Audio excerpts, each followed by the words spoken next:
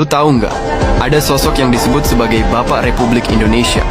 Tapi namanya hampir nggak ada tercatat dari buku sejarah. Sekolah kita selama puluhan tahun, namanya Tan Malaka. Dia orang yang berjuang agar bangsanya bisa melihat terang kemerdekaan.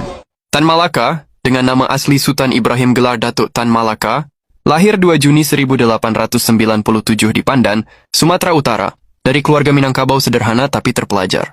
Ayahnya seorang tokoh lokal yang menghargai pendidikan, sehingga sejak kecil Tan Malaka sudah dibiasakan belajar disiplin, rajin membaca dan berpikir kritis. Dari situ ia mengembangkan rasa ingin tahu yang besar tentang politik, Sejarah dari ideologi dunia.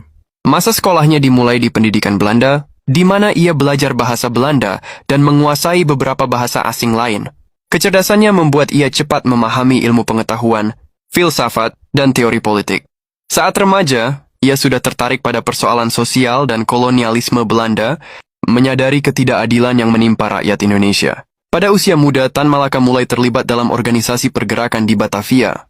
Ia kritis terhadap pergerakan nasionalis yang lebih moderat, menilai pendekatan mereka lambat dalam menuntut kemerdekaan.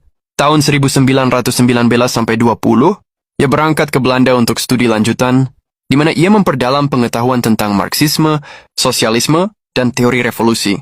Di Eropa, ia bertemu dengan aktivis pergerakan internasional dan mulai menulis artikel yang menekankan perjuangan rakyat. Setelah kembali ke Indonesia, Tan Malaka aktif membangun organisasi buruh dan gerakan bawah tanah. Ia menyadari bahwa perjuangan fisik harus diimbangi dengan pemikiran strategis dan pendidikan politik bagi rakyat. Tahun 1921-22, ia pergi ke Soviet untuk belajar lebih dalam soal ilmu dan ikut kegiatan Komintern.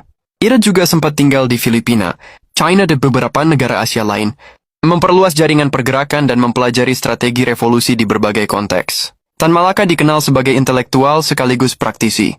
Ia menulis banyak karya penting, antara lain Narda Republik Indonesia menuju Republik Indonesia, yang menekankan kemerdekaan sejati, dan Madilog, karya filsafat yang membahas materialisme, dialektika, dan logika sebagai dasar pemikiran revolusioner. Tulisan-tulisannya mempengaruhi generasi muda Indonesia dan menjadi rujukan bagi aktivis pergerakan.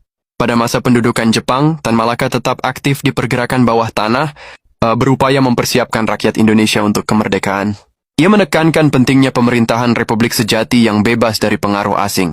Ia sering berbeda pendapat dengan tokoh-tokoh lain, termasuk yang moderat, karena selalu menekankan prinsip rakyat sebagai pemilik kedaulatan. Setelah proklamasi kemerdekaan 17 Agustus 1945, Tan Malaka tetap aktif mengawal visi Republik Sejati. Aktivitasnya yang teguh pada prinsip